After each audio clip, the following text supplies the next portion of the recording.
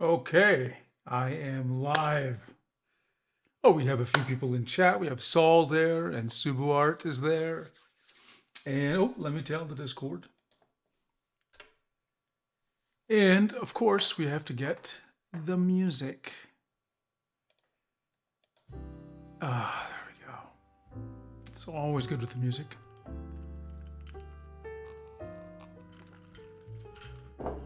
I used to say I was getting bored of the music, but the truth is, I'm not getting bored of the music at all. Maybe a little more variety, but it keeps me sane. Okay, let's see. I need to just do a little bit of window cleanup here. And let's get the show notes. And we'll review today's agenda for the things we want to talk about.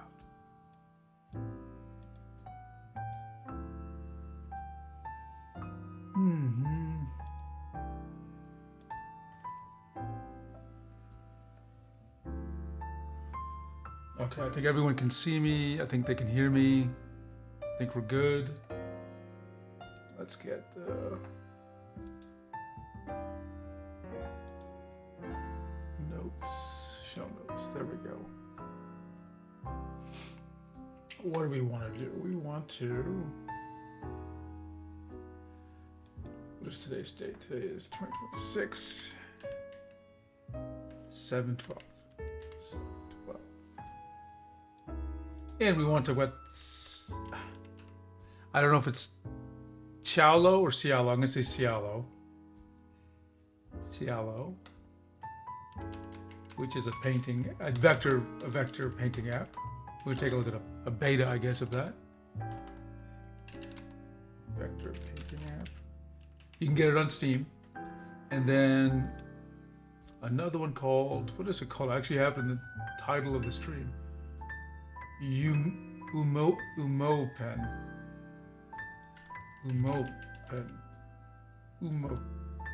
Umoupen. Another app.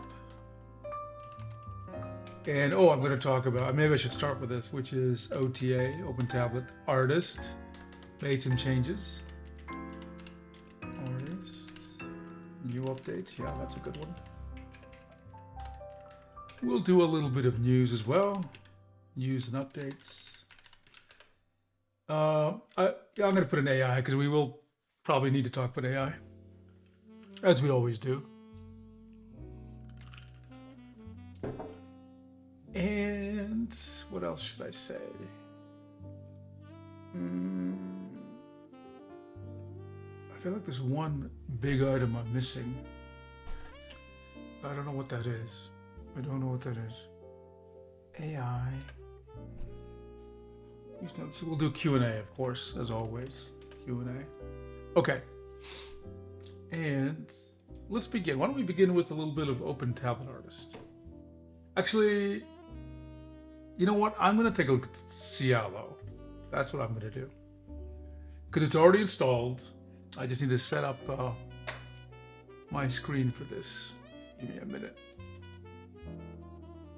And one more thing. There we go. Make it a bit easier for me.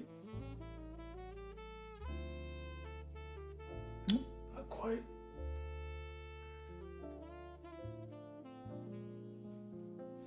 Oh, so you were watching my video on metal tips and tab? Yeah. Well, if you have any feedback, let me know. I just don't recommend them. Hi, Charlie Martian. Good to see you. Good to see you. Just setting up my stuff here. Let's close Discord. And I think I'm going to move this here.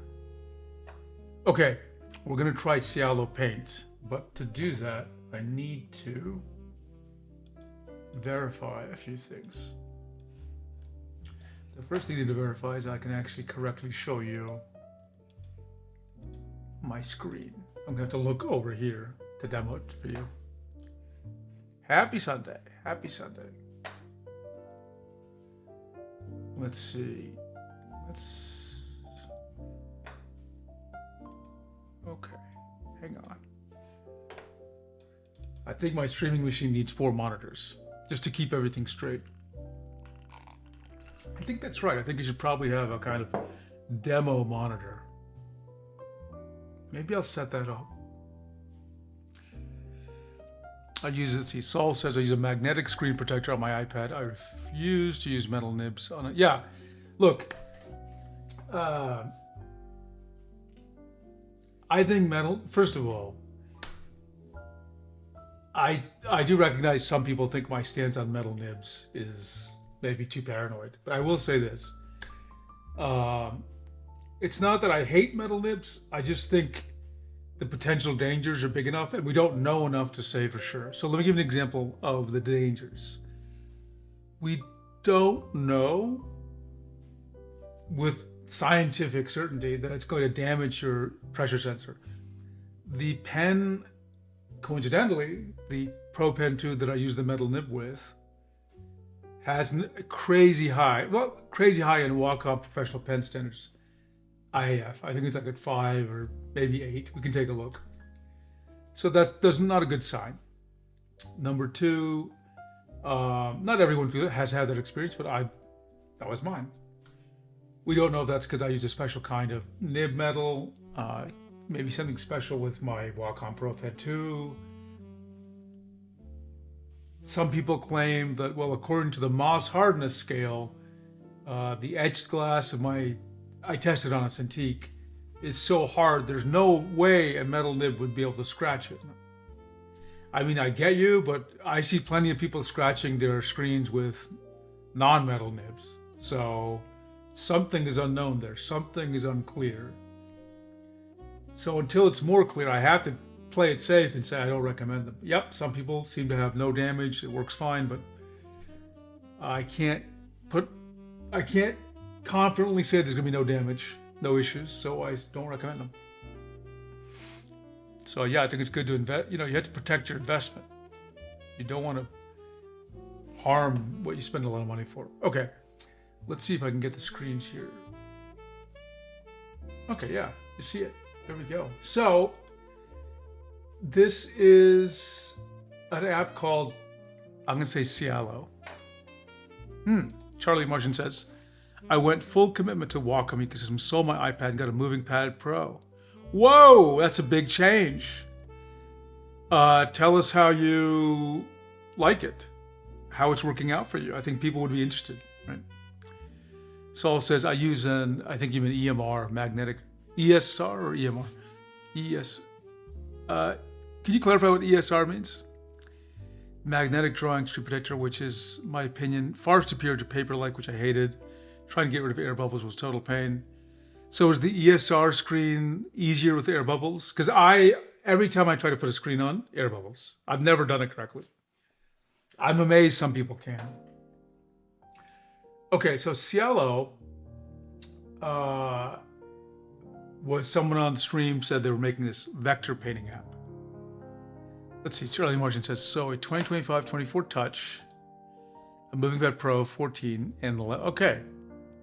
Okay, so you got quite a collection of Wacom there.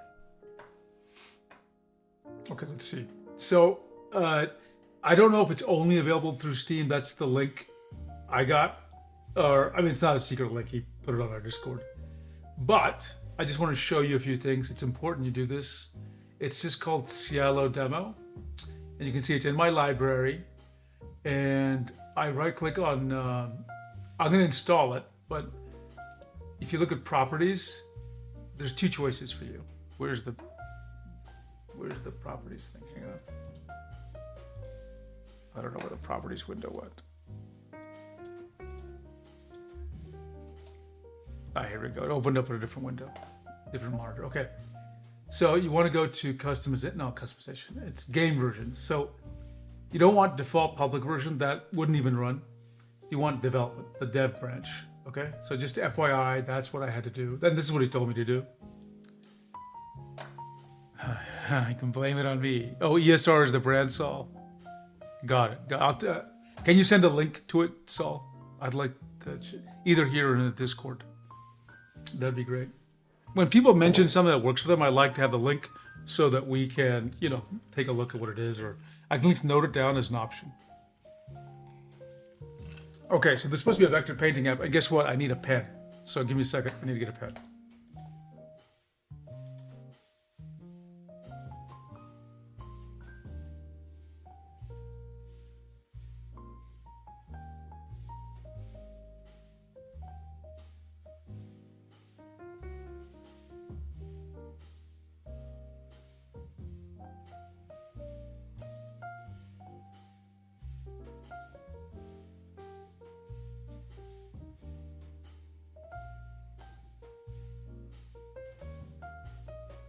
Hi, Pleasant. Good to see you. Good to see you, as always. Okay. There's Pleasant. Okay, let's take a look at the app. So this is the dev branch. So it requires 500 megabytes. And I believe there's a GitHub repo for this somewhere. I think, I can't actually remember. A couple of people have asked me to try an app, so I get confused which ones have a GitHub repo and which ones don't. In any case, I'm going to click install. And click install. Man, it shouldn't take long to install. I have pretty fast internet. Let's see. Saul has sent an Amazon link on Discord. Thank you, Saul. Appreciate it. Thank you.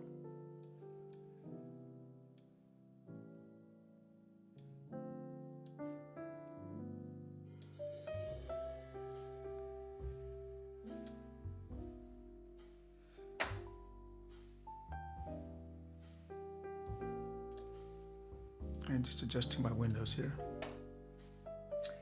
Did it install? Did it install? Download queued. What do you mean it's queued? Connection timeout. Oh, it's down. Okay, got it. It's connecting now. Let's see. Okay, I heard a beep. Let's play Ciallo Paint.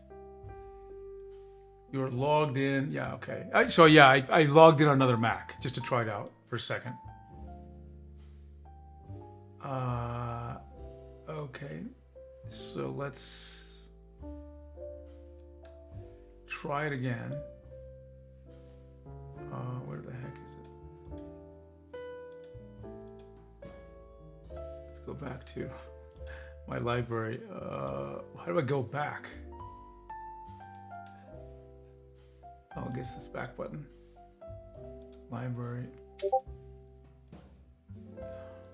What the hell? This is so confusing.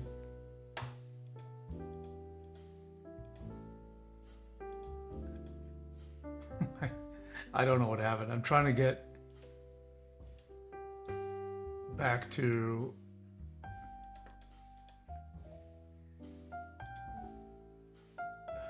I literally do not understand what it's trying to do now. I just want to start it. And it's like, no, I will not let you start it. Hi, Lumiart. Love that software can be bought on Steam. It is. It is convenient. That's how I actually installed Krita. And there's another app I bought a long time ago, maybe a couple actually. I don't know. I'm kind of not happy with the Microsoft Store. And since I have Steam anyway in so many machines, I'm like, well, might as well standardize. I mean, I haven't standardized on it, but I can understand the appeal. Go to your library. Charlie, I tried clicking on, now it's somewhere. Okay, let's go try this again. Okay, it says stop. It launched in another window. That's what was confusing. Sorry, it launched another monitor. Okay, here we go. This window, okay. So whenever you do a live stream of an app you've never used before, there's a couple of things you have to mix. You have to keep the stream entertaining. You are trying to use it. The app, just literally use it. You're also, in essence, trying to give an ad hoc demo, right? And so I'm gonna try to keep this entertaining for you. But I also want to give feedback and share my experiences. And so it finally did work. I don't know why. I clicked library earlier, Lumiart, but it just didn't show me the right thing. Paperlike is way overpriced. It is definitely overpriced. So, yeah, I think you have the right answer, Charlie. I think there was there was some delay, and maybe I didn't realize it was still downloading. Anyway, I will say this, and again, I'm seeing these lines here on the left. I don't know if that's deliberate or not. It looks deliberate. These look like UI panels, and we'll see what they are in a second, because I did open this up before on a different computer. You can change the UI scale from 1 to 2. Let's go ahead and set it to 2, see what happens. Oh, though I don't want that. Oh, here's 0.5. Maybe I want, let's go back to 1. Okay, and then I'll get new document. New document, background color, sure, create. Okay. This is a little cramped for my specific settings. So we're gonna see if we can make it a little configure. User manual.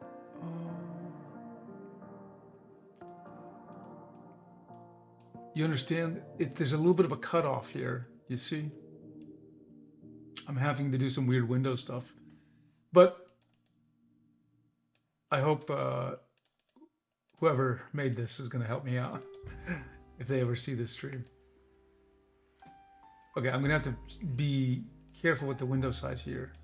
There's a little bit of layout weirdness, which I don't know how to deal with. Okay, I can't resize this. Let's see if I can get this back working the way I think it's going to work.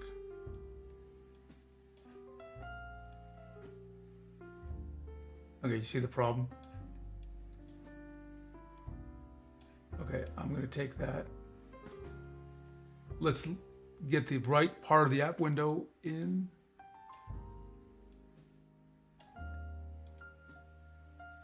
And try that. Oh, frustrating. Frustrating. You know what? I'm going to try, because I want to make it big enough for you, so I'm going to do a little bit of rejiggering here. I'm going to put my face on the right and move this up if I can, or move this behind. Send it back, and then, because if I'm having trouble seeing it, you're having trouble seeing it. Okay, that makes it a bit easier. Now, file.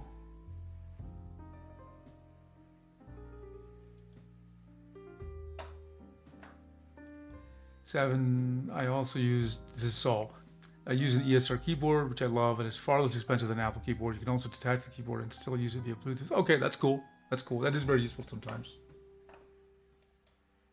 Okay, this is a bit of a bug. Okay, I'm going to actually close the app and relaunch it because I want to change the UI size a little bit. I'm going to see if I can use 0.75. Okay, let's do a new document there. Create.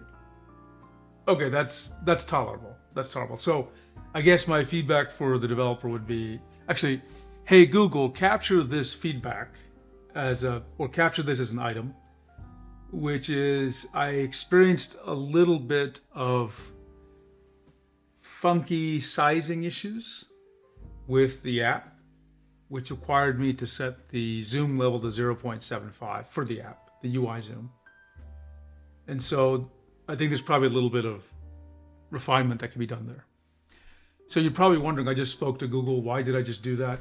I have learned that in 2 days, it'll fully transcribe the stream, and I can ask Google Gemini to look at the stream and write down action items. So whenever now I'm going to do a stream, I'm going to speak to Google to write down a follow-up action item, and then it'll be able to follow through and do it. And I actually tried this out on my last stream.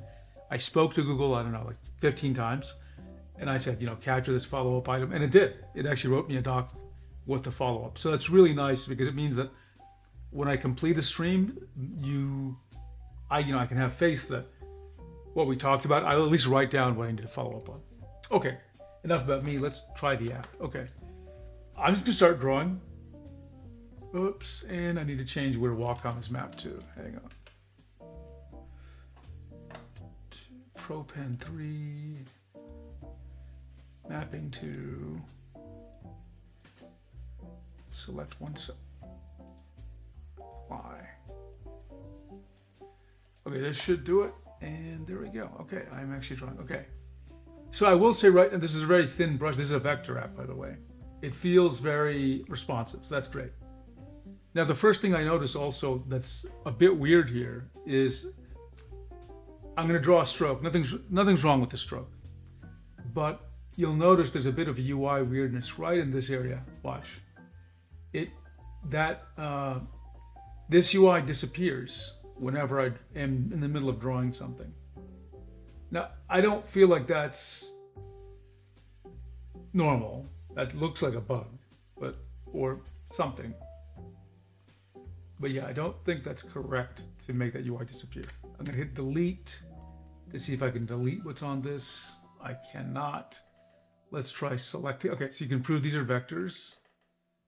I'm gonna go ahead and just hit, can I select all of them? Can't really do that either.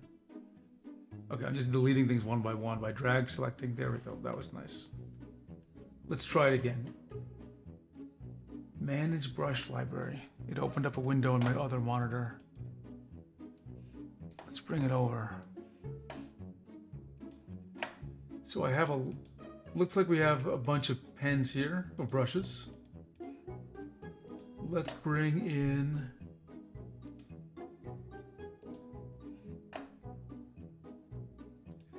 Charlie says, I saw on Humble Bundle they have a fantastic deal for 2025 graphics suite. Oh, for Corel? I still haven't used it much since I installed it, Charlie Martian. Which is unfortunate. Okay, how do I change the brush? I can click on the brush icon. The one problem is, this isn't necessarily the app's fault. Maybe I have arranged the windows, but when I click on the brush, or anything that pops up a dialog, it's opening up on my third monitor, not my first one. So a little confusion there. Okay, how did I? Okay, I guess I'm a little confused because I expected all the brushes to be listed, not just one of them. So what does plus do? I guess it just clones the brush or something. So how do I add a brush? Oh, I had to click on the wrench icon and then click plus. I don't even know how I did it, to be honest. This is a little confusing. I don't know what to do to... let me just call this one X. It's like you have to add a brush and define it or something. It's hard for me to understand what to do here. Like the plus button doesn't do anything in brush stroke library. I'm not sure what it's supposed to be doing. Does it delete? It doesn't delete either. Does it duplicate? Doesn't duplicate. Okay, this part of the app may not be done. So I'm just going to try to use the brushes that I see. Very responsive. Honestly, if I didn't know this was a vector app, I wouldn't have guessed. Now let's try doing something. This is fill brush. I don't know what's going to happen. And I don't know, I see these colors. I don't know if those are colors and I don't know what the shapes mean. So I'm going to go ahead and try to fill it in. It just drew, I see. I see. You draw a segment, a region, and it fills it in with that color, I guess. Okay. I actually kind of have been wanting to try building a little demo app that just draws by drawing these outlines.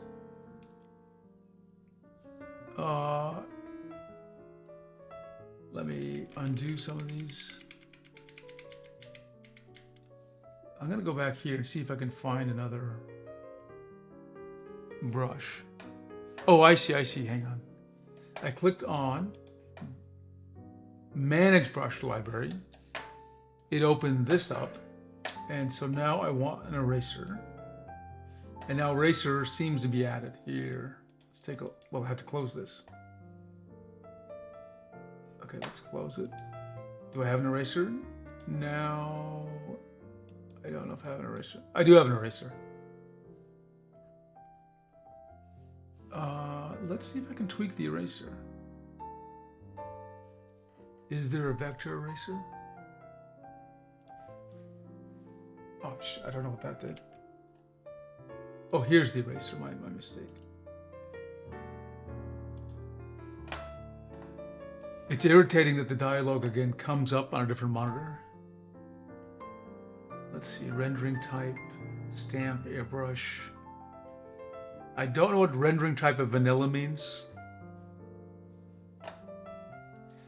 Yeah, LumiArt, you know, when I first started doing digital art back in the 80s with my Commodore Amiga, the, I forgot which tool it was. It wasn't D-Paint, but it was another paint. I'll have to figure out which one it was. But one of the tools it had, which effective, I mean, I'll translate into modern terms. You drew the outline of something, you drew the border, and it filled it in with the gradient. And the gradient was a soft gradient. Now, I'm not saying it was the ideal brush, but it was easier to do that to achieve certain effects than lots of modern tools. So I am thinking about, again, I mentioned it earlier just a minute ago, I'm thinking about making a demo app, which is kind of like a paint app, but its only brush, besides erasing, is this, you draw an outline, and it'll fill it in with a gradient. Not a filled color, necessarily, but a smooth gradient. That's what I'm going to try. I'm not even going to offer one that draws lines or edges. It's just going to be filling in in regions. Lasso fill, sorry. Lasso. I think everyone uses that term, so I'll use that. Blend mode.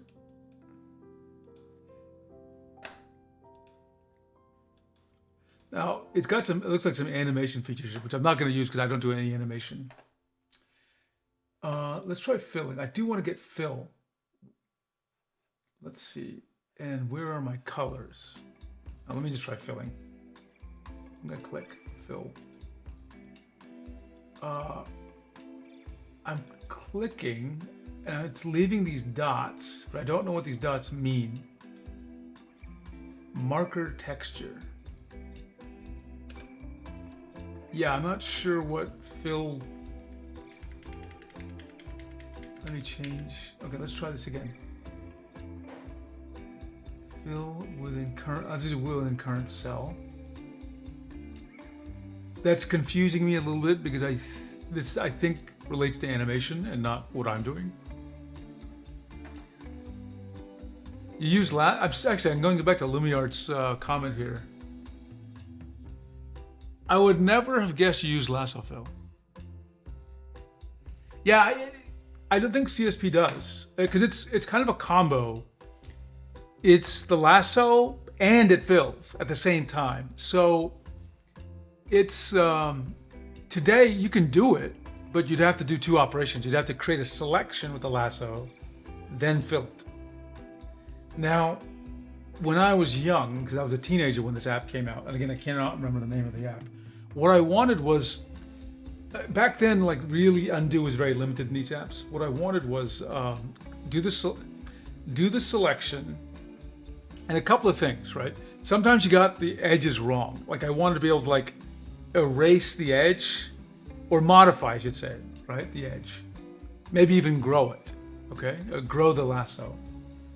The other thing I wanted to do, sometimes, you know, because it filled in like it, somehow it picked a center of the region, and then like that was where you saw the least transparency, and then as you got to the edge, you got less transparency.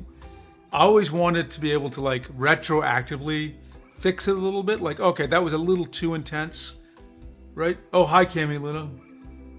Good to see you as always. So I'm gonna try, you know what, maybe tonight I'll try demo, vibe coding that. Because that was a really cool little feature. And one I've never found in a normal drawing app. And now that we're talking about that, I had something, I don't know, I guess philosophical to say, which is, it's about how user interfaces work. And often when you make a new capability in a computer, let's see, Lumiere says, yeah, I sometimes can do most of my coloring with it, just can't do line work. Yeah, exactly, it's not good for line work.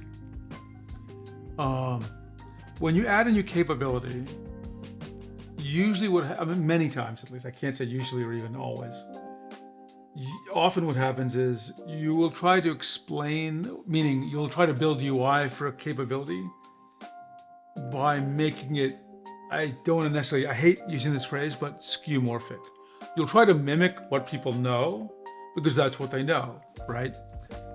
So for example, if you were building a phone app, which, connected to somebody, you might make it look like an old Bell telephone. Like the icon might look like that, because people will make that association if you're my age. Or you might make it look like the keypad on a phone, right? You might even make the buttons look like physical buttons. Over time, I think you design your app to, you can not just get away, but you'll shift to something that's more functional and less trying to mimic a physical device. Okay, I think that's the general trend. I don't know if there's an anti-skeuomorphic tendency. And that line of thinking is related to what I'm trying to say, which is it's how you express certain creative app functions in UI, especially with brushes, okay? Like when I started doing digital art, the brushes, you didn't have brushes per se, like you did, but like oftentimes there was like, literally put a pixel here. Like you just put pixels individually. And if you wanted a gradient, you just had to manually dither the thing, right? That was really fun.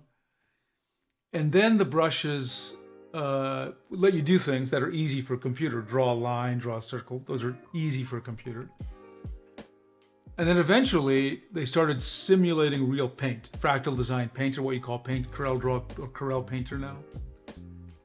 But there was this time there where you saw brushes that had no analog reality. Like they didn't map back to any real brush that you used or in fact could exist, right? A great example of such a brush that cannot exist in physical reality is like Photoshop's clone brush. There is nothing you can do with physical materials that will give you the effect of a clone brush. There's probably a process you can do, like a photocopier, literally, but it's not the same live effect as the clone brush. You just can't do anything that would create it with paint. So that was an example of a brush that is purely digital, like it cannot be done in the physical world. Or at least it's got unique elements in the digital world. Let's see. Lumiere says gradients with transparency as well sounds very even. Yeah. See, because I think sometimes let me give you an example. Sorry. It is hard for me sometimes to use the airbrush to get the effect I want. Because I'm sloppy with my hand. But I feel like if I can divide the task up into, look, here's the region I want to affect. And I want red kind of in this zone, a more reddish tint here. Like I can build that up a little bit more. For me, I can imagine this working well when I'm shading things, right?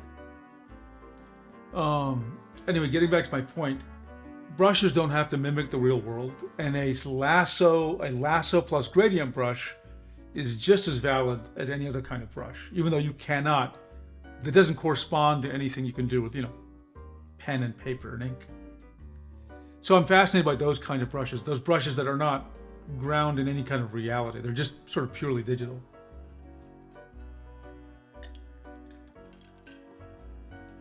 Because they can do things that are pretty powerful. And yes, they will look digital because you couldn't do, the art may seem digital, but that's okay. There's no reason things have to look like they're realistic. Anyway, sorry, I was ranting on this topic for a bit. Let's get back to Ciallo paint. I'm not really okay, so Google captured this for a feedback. I'm not really sure in this app what the fill brush is supposed to be doing. Like the first time I clicked, it filled something, but then every time I click after that, it leaves these little markers.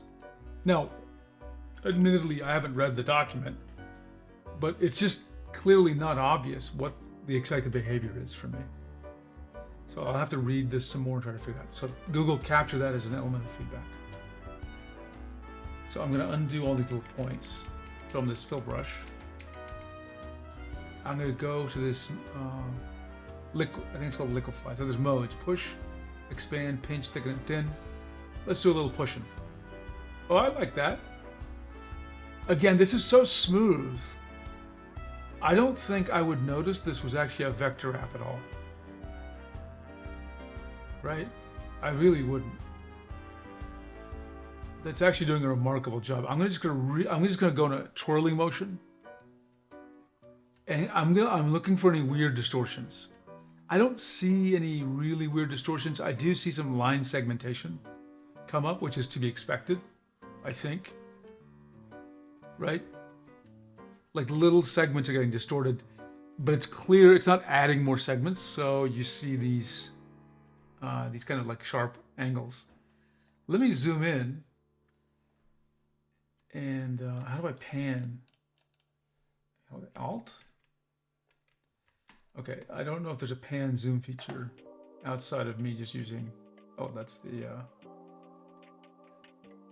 there's a zoom here, but I'm looking for like a space bar to pan.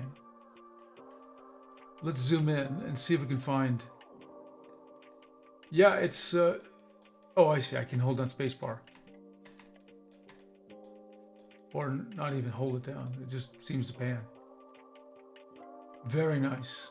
That's kind of evidence for you as I zoom in that this is in fact vector, because it's not getting pixelated at all. That is cool. Let's try a different brush. Let's see if I can get to manage library, which opened up again on a different monitor. And I'm gonna go for G pen.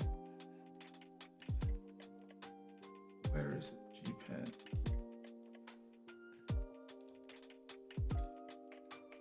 I don't know. If I click plus, I am confused by how the brush library and the brushes in the app work. It's not entirely clear why when I clicked on some of these brushes they appeared in the, they went back to appear in the main app. Because the plus minus here seem to create new brushes, not necessarily put them in the app. So that's a little bit of confusion for me. Let's just draw some strokes here and zoom in. Oops. Okay, again, now I can't zoom in when I hold down the space bar. Oh, space bar, sorry. Using the middle mouse will actually zoom in. Okay, look at that, I'm zooming in. See, I'm just keep on zooming in. You're not seeing it get pixelated. It's very nice, it's very nice. Camiluna, since I don't use Psy, I think what you're saying is this thing looks very similar to Psy. Is that correct? Why can't I change the size of this thing?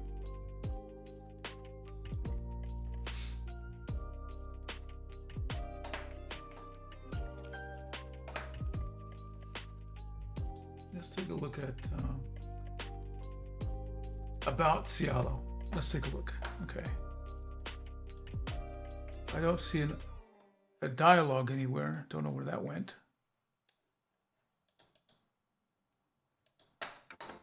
Let's try. Oops, that's the Steam. I think it opened up this maybe. Ciallo, about Ciallo.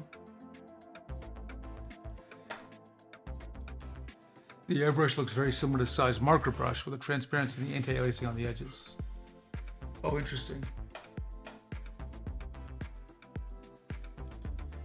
Let's take a look at, I'm clicking on this, but I don't know where the UI went. I'm clicking on the wrench icon, and I don't see any UI appear anywhere. And I don't know what happened here, why there are colors here all of a sudden. I'm gonna go and see if I can find the.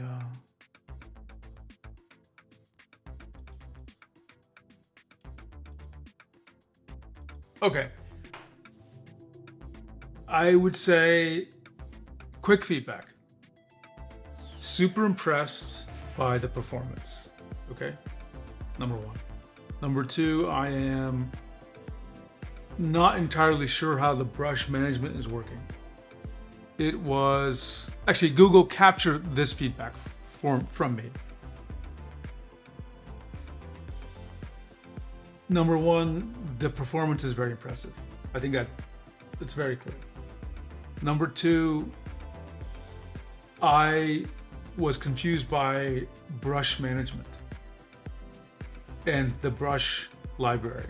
I wasn't sure how the brush library worked in relation to the app. I wasn't sure exactly what drew a brush from the library to an app. Three, the third piece of feedback is the dialogues appear on another monitor. Now, I don't know if that's because of my window layout, my monitor layout, but that was kind of a weird irritation. Feedback number four is that on a 1920 by 1080 monitor or resolution, the app UI's zoom was too big and it was kind of hard to see. And number five, related to number four, I couldn't get the little palette with this selection, paintbrush, paint fill, and fill, etc. tools. So that's kind of interesting. But it looks like early days. I don't even know if this is even in beta yet. I would answer that question, but I can't open the about dialog. Okay. Oh, configured global pen pressure. Oh, he asked me to take a look at this. So, data measured by 7 pens. So I published some data, which he's taking a look at. This is really good. Okay, let's see. Select your pen tablet. Okay, Wacom. Okay. He showed this to me already, but it's the first time I'm actually using it. So it looks like, oh, I have to pick the actual tablet. So pen is ACP 500 and the tablet is DTH 135. Okay, that is not correct, but I can switch it. It's roughly speaking, I am actually on a PTK 670. That's correct. So remember, my data is per pen. So I'm suspecting that he's picked, and the ACP 500 is pretty relatively consistent. So I'm guessing that this is one of the pens, or maybe an amalgamated from several measurements. So, and then he's saying this is how it's remapped, which it's not remapped. That's what the linear tells us. And we can tell that because the mapped response has not changed. Okay. So I think the instruction is just start drawing, right? And I'm doing my normal drawing and hit OK. Nope, I don't know if that did what I think it's gonna do. Let's try this again.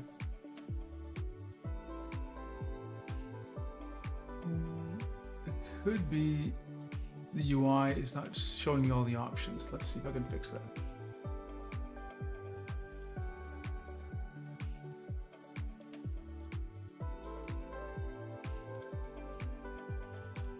Okay, what's supposed to happen at some point, though I'm not sure why it's not having this case, is that this is supposed to bend down to straighten out this third mapped response. Okay. Now, why it's not doing that, I don't know. Oh, there we go. You have to click straighten. Okay. So I guess this is the sixth piece of feedback. It is not obvious in the global pen pressure that I have to click straighten. But this is nice. I'm gonna have to talk to him and see how he did this, because that's cool. That's cool, actually. Oh, I see. It's not using my data as I paint to do it. It's just straightening out this curve, and then I'm just there to try it out. I get it. That's a useful tool. That's actually useful. More apps, I think, should at least try this. But it shows you also what kind of pressure curve you'd need to straighten out the response. You like this Lumiere? Yeah, sure, absolutely. I'll get you the names of the songs. Absolutely. These are all from, what's the service I use? Soundstripe. So they license it from a bunch of artists. Actually, hey Google, please remember for me to write down the exact name of the song that's playing right now. And Lumiere, when Google in a day or two picks up my notes, I'll be able to tell you exactly what was playing because I'll have the timestamp, and then I'll go back and take a look and listen, okay? And find out the exact name. Actually, wait a second. I can tell you right now, it is in a playlist, and I believe I can see the actual playing song. Okay, hang on, I think I can answer this. I believe it's called Midnight Daydream Trip, Don't Fall, Instrumental. Let's just look it up. Where's my...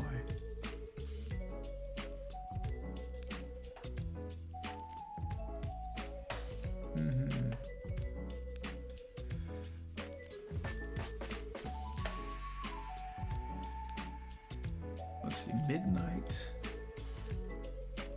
Midnight Daydream should be the artist, I think. Trip, Don't Fall, instrumental. This might be it. Now, if I play this, okay, what will happen? You hear it? I don't know if you can hear it. Yeah, this is it. Let me move forward. Yeah, this is it. I'm going to paste it in chat. So I think we've solved this mystery. There we go. That was even easier than I thought. Midnight Daydream, Trip, Don't Fall. Yeah, okay, and it is provided to YouTube by Soundstripe, so they themselves have published it. That's actually really super convenient. This is the first time someone's actually said, I think people have said they like the song that's playing, but have never asked a specific song. So here we go. It's good to know I can actually point at it. Yeah, I can send the full playlist, absolutely. Not a problem. Lumiere, are you on my Discord? Because that's probably the easiest way for me to send you the playlist. Because I have as a list of, I have the full list, and I can have it as text. And you have multiple favorites. Okay, good. I do have some of these I actually do genuinely like. Like I find them actually quite relaxing. Okay, so that was Ciallo Paint. This is a good feature. This is actually a good feature because by using data, even though no one can guarantee that this is going to match your pen exactly, it's better than, it's a fighting chance. Right? So I like this. I actually like this. Now, unfortunately, pens don't report. Hang on a second. Let me change the view here. Pens do not report their actual physical, they report a number which corresponds to physical pressure, but they can't tell you oh, I'm pressing it with 1 gram force. If they could, then you could exactly calibrate your specific pen. Okay, you're on Discord? Okay, perfect. Google, take this down as a follow-up item. I need to find the full playlist for all my stream music and send that to Lumiere on Discord. Hi, Oldie Tick. Good to see you. Okay, so we played around a little bit. I think it's early days with this app. I'm not still fully sure how to use Ciallo, but again, seems very performant. I love that pressure thing too. And I'm not going to use the animation stuff because I just don't know enough to use it. No, I will just struggle because I don't know how to use any kind of animation. Maybe I'll do a few more things. Or the rotation. Oh, rotation's nice. And more evidence, by the way, that it's a true vector app. You see, you don't see weird weird ass distortions.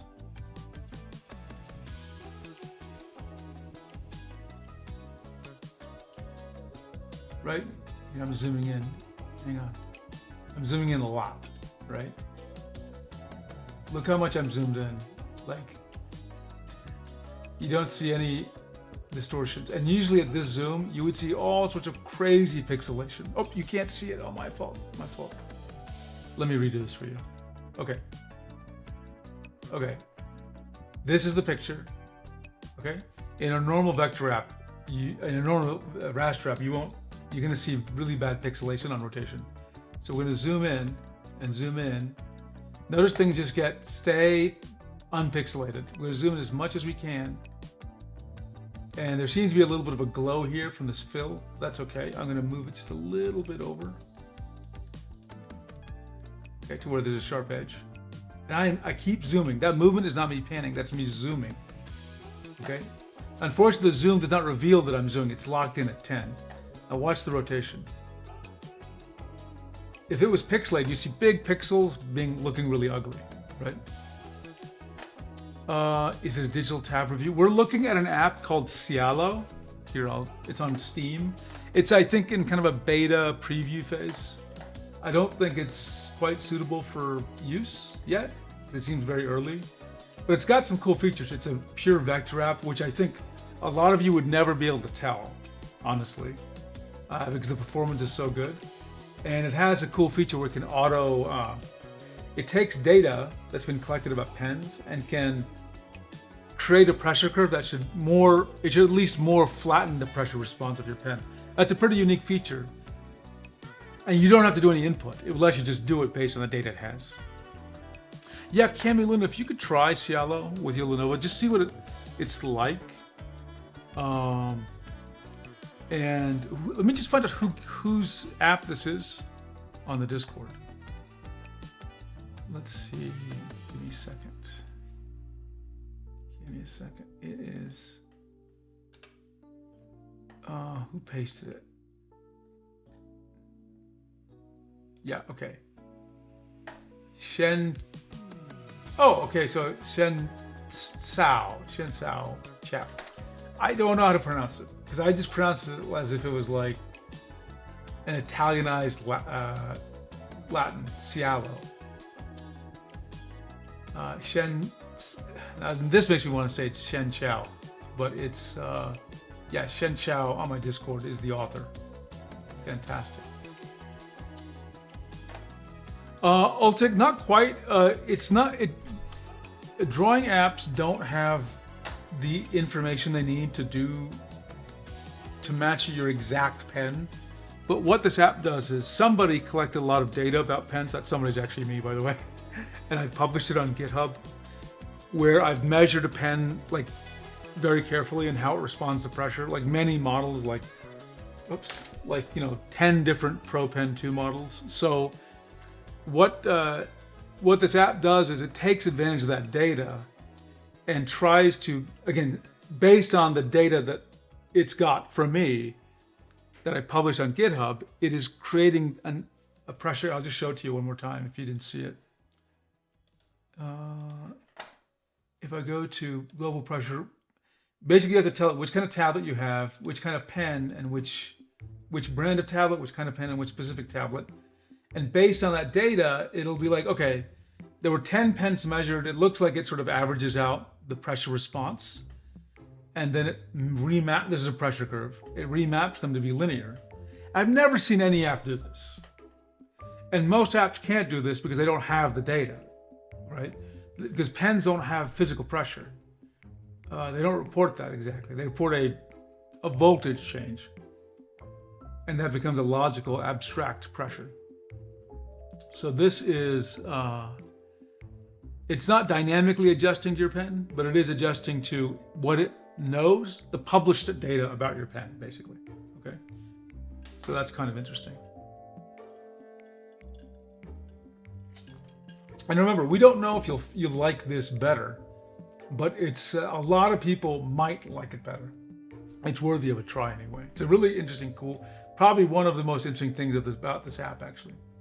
Okay, We've got another app we're going to try, and then after the other app, we're going to take a look at Open Tablet Artist, which is my Cami Luna. You might be interested in that. Okay, the other app is called Umoupen. These app names. Umoupen? Yeah, Umoupen. Umoupen. So you can buy it or trial it. I'm going to trial it on Mac OS. I may actually have it installed already. So I do have it installed. Okay. Yes, open it. And then let me show you what's on my window. Oh, you actually see. Okay. Create new file, animation. I just want a drawing, vector or raster. 4K, sure. Make sure you pick the in the properties of it. Once you have it installed, pick before you install it, select the developer branch. Yeah, LumiArt, if you ever do that, please share with us your experience, if not the data, because the more data we have, the more we can just see. One thing, as I've mentioned many times to people, people can't see my face. As I mentioned many times to people, we want to be able to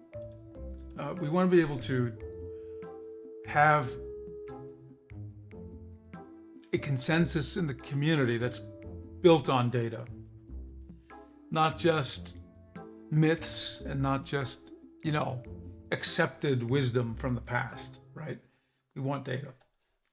Even if you can just share your experience, that's helpful. Okay, I picked drawing and vector. Actually, I'm gonna try raster first.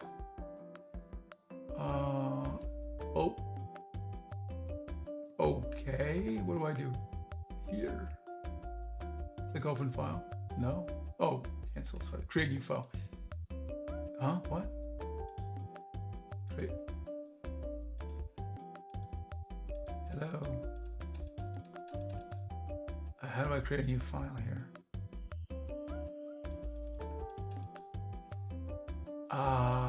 Unclear.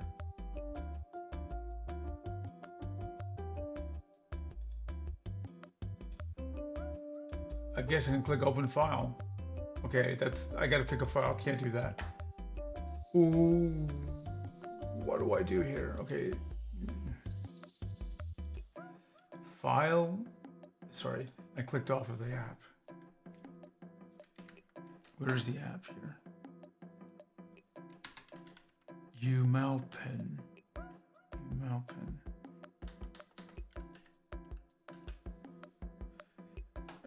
Okay.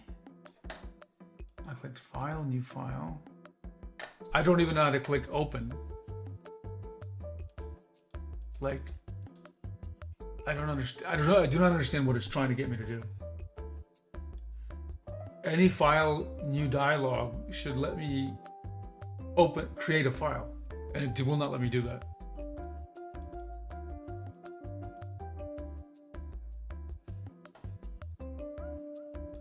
Let's see, LumiArt says I'm on an old bamboo. So you guys can't see what I'm doing. My apologies. I'm on an old bamboo, so it's really not the best. You actually might be entertained by kind of diagonal all the time. I'll have to take a look. I don't have many, not many consumer Wacom tablets. I have more professional tablets. So I'll have to check. Do you know which model number you have? Because if you can tell me the model number, I'll check if I have that same model number. And try out a pen on there. Because I haven't measured those as much as the professional tablets and pens. Okay, so this is very confusing, this app.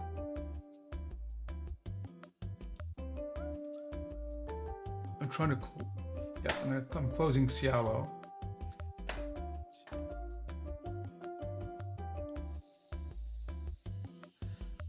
Now I'm paranoid. Beta bug 64. You click on the resolution you want and we'll create a new file. Okay, let's try that. It's not obvious. It's not obvious. Okay. as the UX people, which I am one, would say, the affordance is not affording, right? It's not affording. Drawing raster 4K. Okay, there we go. That was not obvious.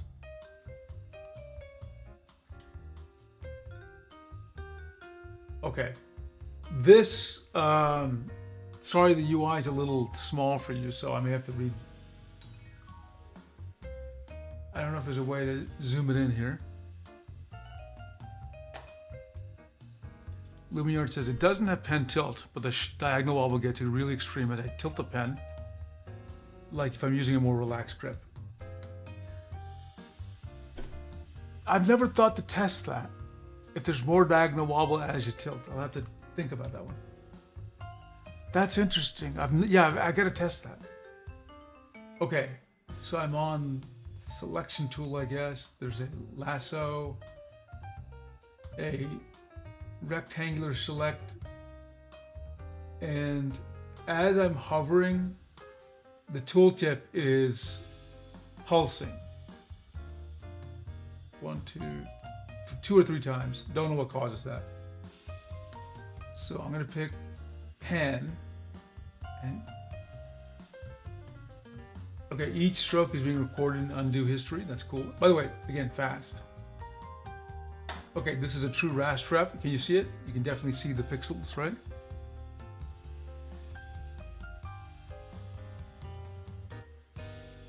Pretty responsive. I'm gonna check out brush here. Is that brush? Yeah, brush, but I hate that flashing. How do you switch brushes? This seems like it's a little further along in development. In fact, probably it's about Umoupen version 9. Okay, so it is close to a 1.0. Let's pick a color here. Okay, not too surprising. I just don't know how to pick. If I press down and hold. Whoa, what happened there? That confused me. I hit escape. Try this again. If I just held the pen down on the brush, this custom, actually this is interesting.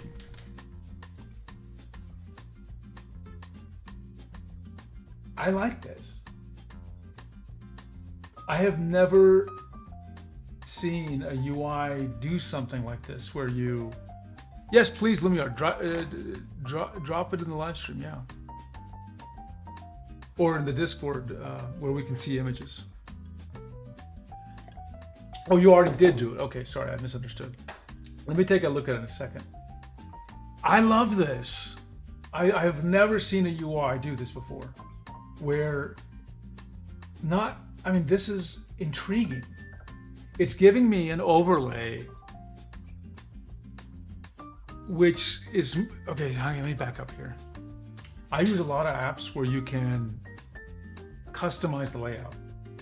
And what they tend to do is, they tend to show you where you can drag a toolbar to or drag a palette to by highlighting a rectangle somewhere. And this one is doing something a little different. It's like you get into an even more special layout mode, okay? Like it isn't just a replication of the same UI with some special targets, drop targets. If you hold on the hold, you get like a totally special UI here. Now, I'm still trying to piece together mentally what is happening here. Okay, but let's just fixate on the toolbar at the top, okay, up here. What it really turns out is there are multiple little sections there. And let's move this thing to the left. That is sweet. And I hit escape to get back. This is really good. I really like this. I don't think I've ever seen an app do it as this style. I can't say right now it's the best I've ever seen, only because I'd like to give it some time before I say that. But this is really nice. Let me do it one more time. You can reset the toolbars. It was a little stunning because I didn't expect simply clicking on and holding on an icon in the toolbar to cause this to come up. But I think it took me a second to realize what I was looking at. It just wasn't clear. But there are elements of this. Now, can I move tools around? You can. There we go. Oh, this is nice. I love this idea. There's a special UI for the arrangement of the panels. That's cool. Okay, but now I want to know, how do I change the brushes? Okay, I just clicked on it and I get this. Soft, oh, I see. Soft pencil. Let's try rough pencil. I may need to make it bigger.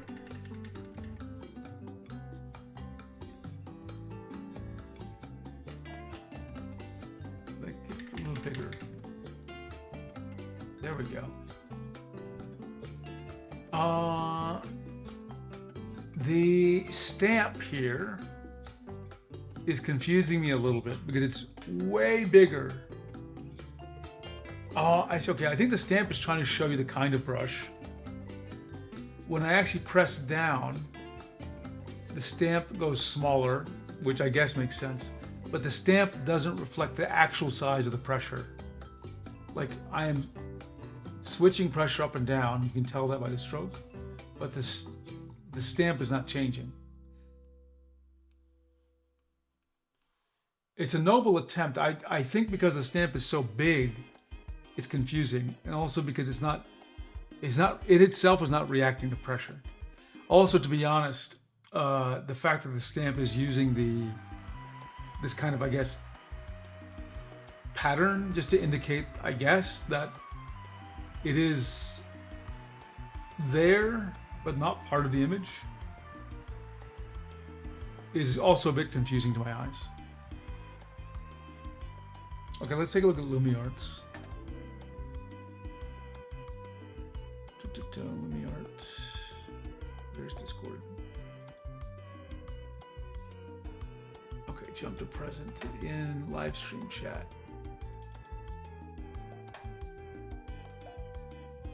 Live stream chat. Oh, wow. I'm shocked. I'm actually shocked. Was this a CTH 470? Is that what this was? CTH 670, okay. Oh, Cami Luna has a CTH 470. Oh, wow. So, is it the case, I think you said you get extreme diagonal wobble as you tilt. Interesting. Look at that diagonal wobble, that's amazing. And let me check, do I have this tablet? CTH 670. Tools, 7P tools. I can always check by looking at the tablet inventory and typing in 670. No, that's CTH. I have the 470, so I have the same one Cami Luna has, but I don't have the PTH 670. And let me just make sure I look that up. CTH 670.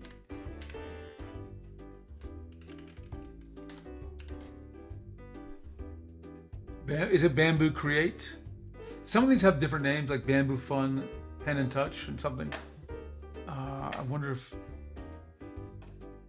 can you tell us the name on the box, LumiArt? Just because then I'll add it to my records for alternate names, if it's a different name than what I have. Oh, speaking of which, I did add a new feature here, by the way, in my drawing tablet Data Explorer. Let me paste this. I added it this morning. Draw faster and it's okay. Okay. I pasted in my tool here. Okay, I added a brand new feature today. So if you ever want to go search for something in this thing, but you don't want to use all this UI, you can actually go to Data and go to Query Builder. So for example, you can say the default source is all tablets, right? So we can say all tablets, and we can say all tablets, and what do we want to filter by? We want to filter by, the brand is Wacom. Okay. And then maybe we want all, we don't want UDMR pens, right? Well, actually, that's not a good one. We want all pens released. This is release year, actually. Which is more than 2010. Fair. What are all the Wacom pens released since 2010? Maybe I should, yeah, more than or equal to 2010. Okay, let's run the query. There we go. Well, these are all the tablets. All the tablets released, is this correct? Since 2010. And something is missing here. We should be getting the PTH. We should be getting the Pro pens, right? We got the Pro pen, sorry. Intuos Pro 2017 should be in this list. Why isn't it? Oh, that's because it's take 5. We want take 50. Meaning limit. Limit of the number of rows. There we go. Run. Right? So these are all the tablets released from Wacom's 2010 and above. So if you ever need to do a quick query to look up some data, this is one way of doing it here. And the reason I added it is that the alternative is a little bit difficult, whereas you type in some code, which I can never remember, by the way. But there you go. I'll make the limit be more like 100 or something. That way people don't get confused. Why are there only 10? Okay, there we go. Okay, I'm going to need to take a quick bio break. I'll be right back. 1 second.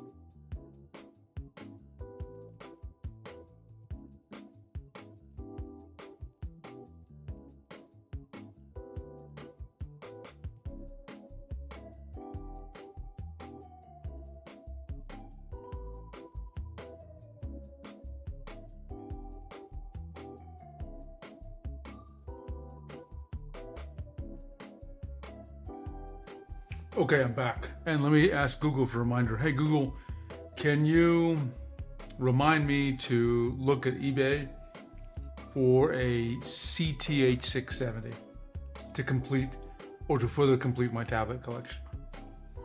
I like to make sure I have one of every Qualcomm tablet. That's my mission.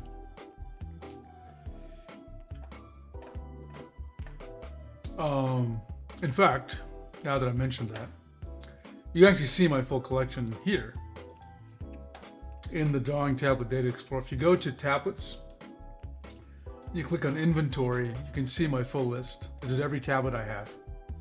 Like I have personally bought and I have in my home.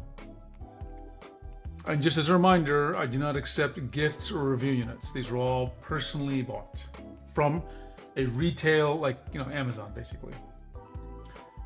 And of course, you can see even my list of pens. Oh, so how many tablets do I have? Right now I have, click on inventory.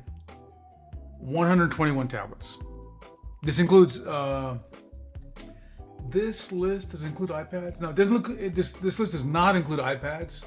And I don't think it includes Samsung Galaxy, those kind of devices. So just sort of like real drawing tablets. For pens, I have inventory 150 pens. Right. Lumiere says I have a pen from CTL 460, behaves exactly the same on it. That's a connection I never made. Hey Google, can you remind me to investigate tilt versus diagonal wobble? Let's see if there's a relationship. I've never thought to do it, and I think I'd like to get some data on that. Thank you, Google. Okay, so let's get back to the app here. Umoupen. I'm having difficulty saying the name. It's just I don't know what to do with the name. Okay, I will say it seems pretty sophisticated.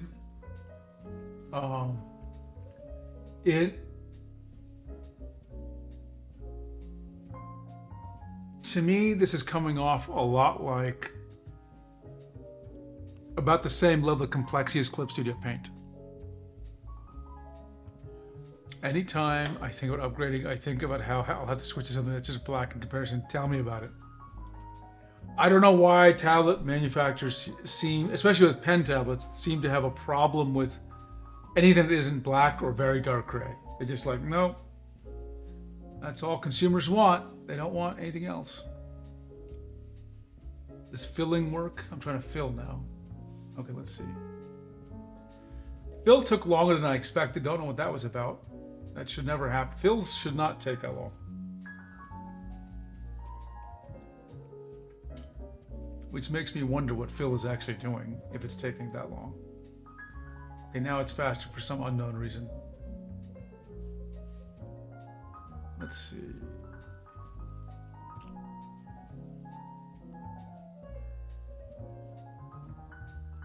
What about, oops. Yeah, I think now I held down the button too long and it went into that mode. Shape. This must be vector. Oh yeah. Okay, this is behaving a lot like Clip Studio Paint. Where are my layers?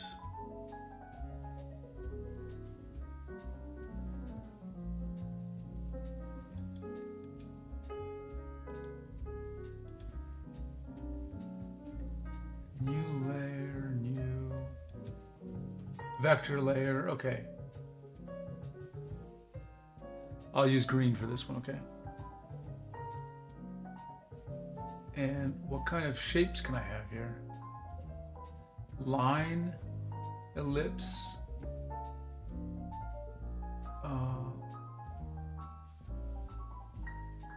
Can I do a polyline? If you're going to use vector shapes, you need polylines. This is confusing, line and line. Like what? Yeah, it is, we see these pictures of some models that are like exclusive to Japan.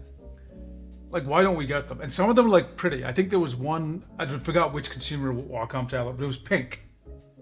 And there was another one, I think that was red. And we just never get any of these.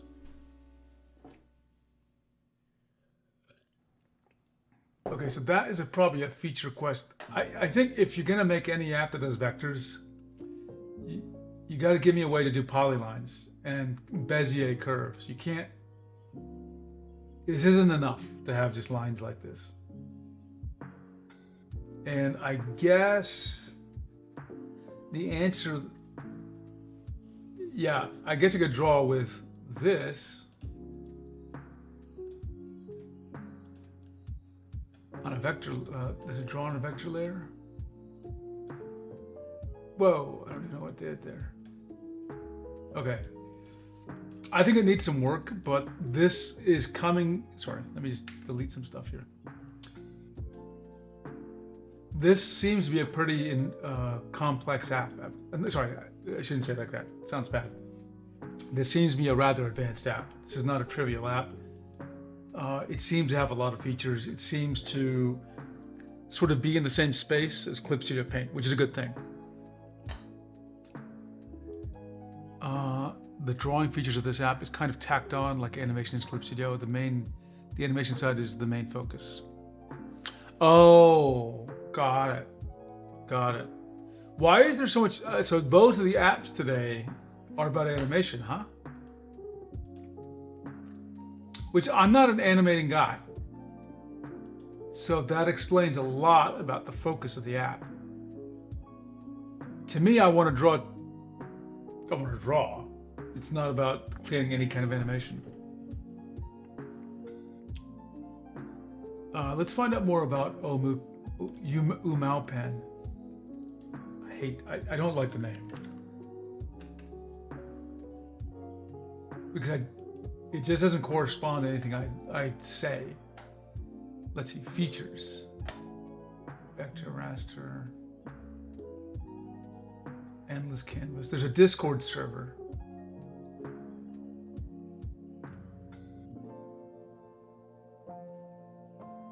Twitter. Well, I don't want to open up Twitter right now. I'm going to join the Discord. What should everyone call me?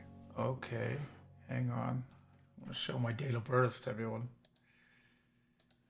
Hang on, let's see, 7 pens.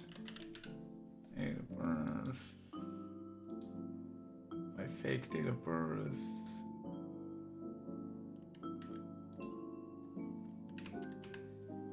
Create account. Oh, wait a second. That's not right. Oh, it's trying to create a Discord account. I've already got a Discord account. I don't need to. Yeah. Okay, let's see if we can do this. Log in. Verify with code sent to your phone. Okay, let's hang on.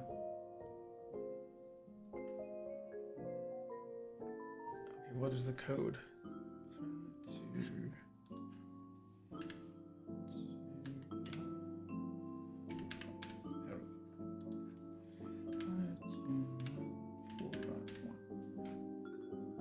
Confirm. Yes, I am human. Okay, I joined the Umoupen Discord. So you can find it on the Umoupen server. And we'll see. Look, I personally think that this is an exciting time for apps. Everyone's making an app. Part of it is, I think, driven by the fact, honestly, I think part of it's driven by the fact vibe coding is possible now. I vibe coded an app in front of you 2 months ago. And I think that's going to just increase the amount of apps we see. Sure, some of them may not be the best, but some of them are going to be amazing, and we'll see how it happens. It could be that people unseat apps like Clip Studio or other apps, but it's just challenging building an app. It's not a triviality, right? Which is why I think I'm going to focus on building tools I will use and very specialized apps, just like that special kind of lasso drawing tool that I was talking about. Okay, good program. I think it needs some more bake time. I think it needs more UI refinement, but Of the two, Umoupen is much further along in development, based on the features that I see, and people should check it out. At least just check it out. And maybe you want to check it out if you're doing animation, because I think that's where it seems to be focused. Okay, we are going to take a look at another little app, which is called Open Tablet Artist. I made some updates. So give me a second as I bring up this desk and show you the latest. Okay, let's see. I've got to unplug from here. Right. Plug this into my laptop.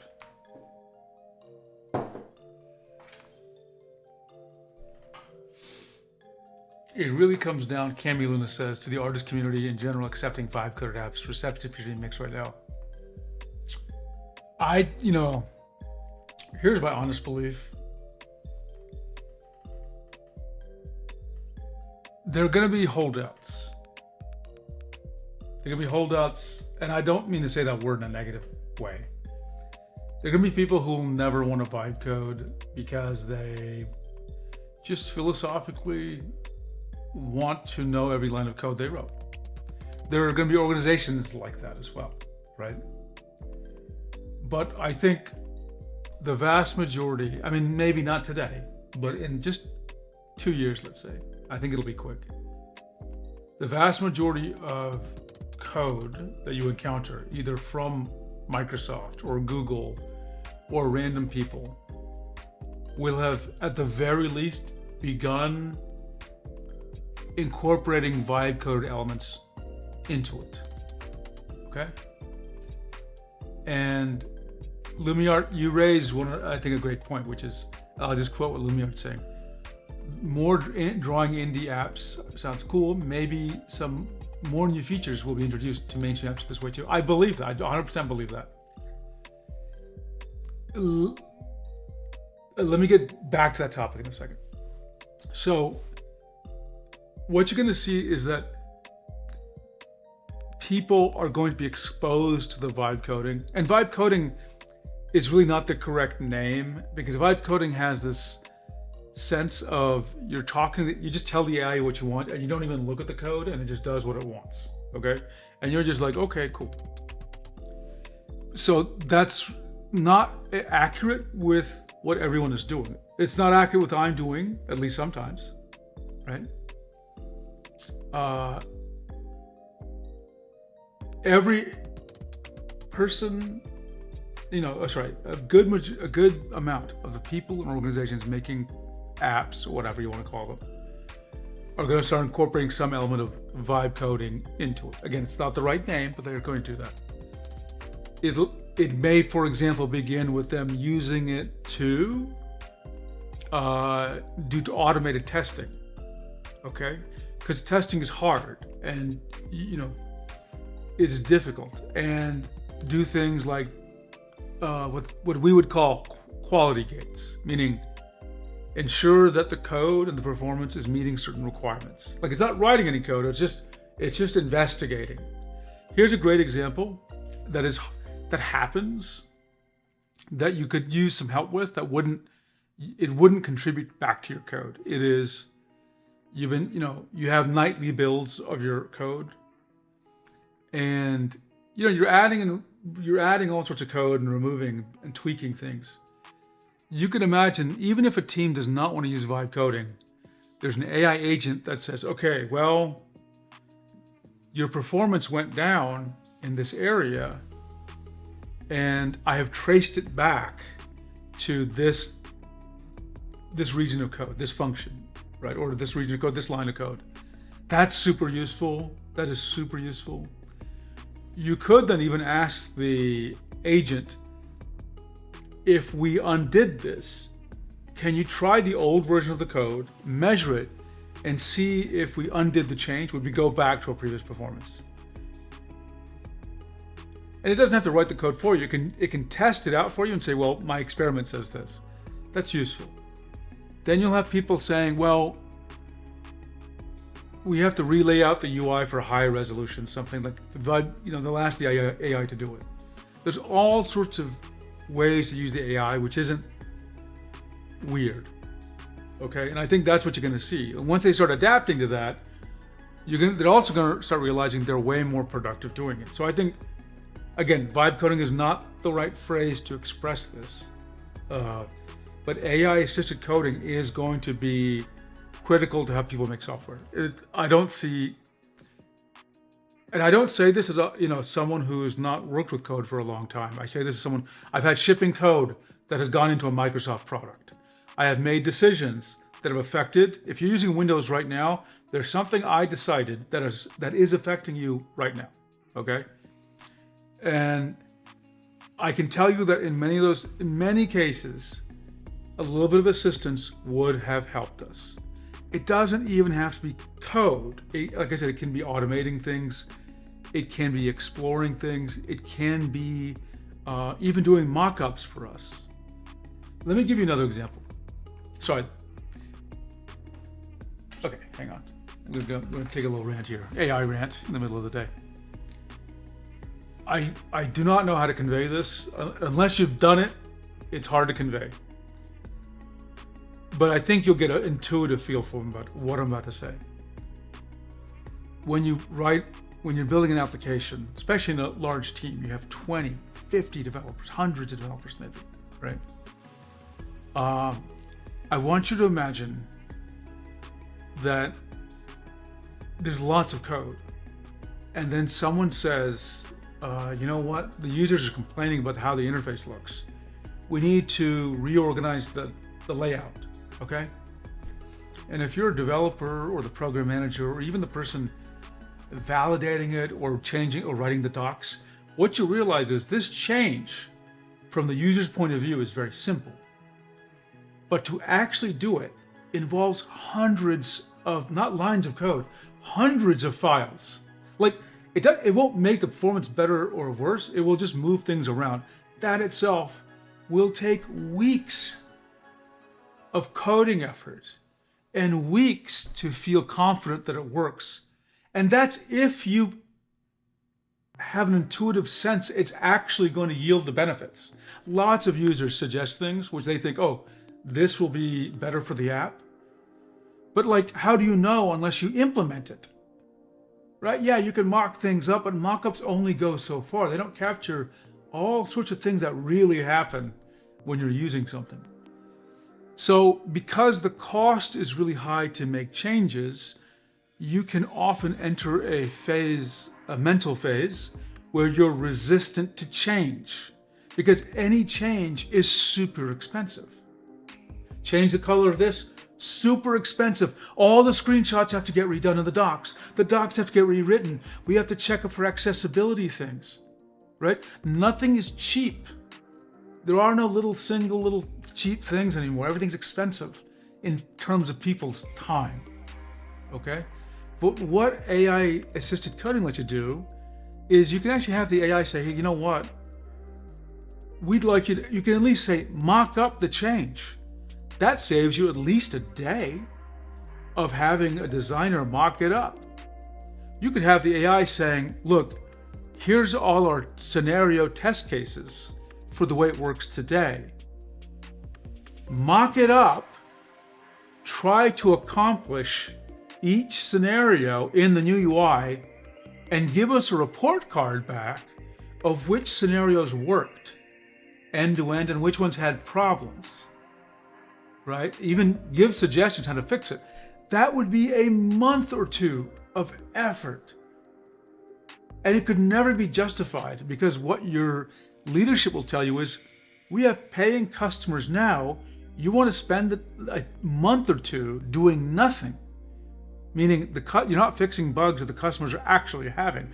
The customers, that are paying your salary, by the way. So do you see it's really tough to make changes? It is really tough. I'm not saying it's impossible, but like it takes us, if you can reduce the effort to explore alternatives, it's pretty valuable. That's really valuable, right? Cami Luna says, I feel that as a web coder. Yeah, look, I think it's going to unleash, look, don't get me wrong, it's going to unleash a lot of schlock, a lot of bad apps, a million apps on the Apple Store that are just crap. It's going to unleash lots of UI that people are just putting out there, not thinking through.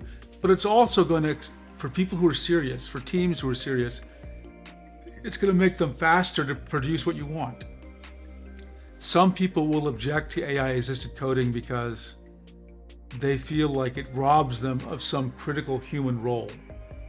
And that's a valid feeling. There's nothing wrong with, I feel that way about lots of things, okay?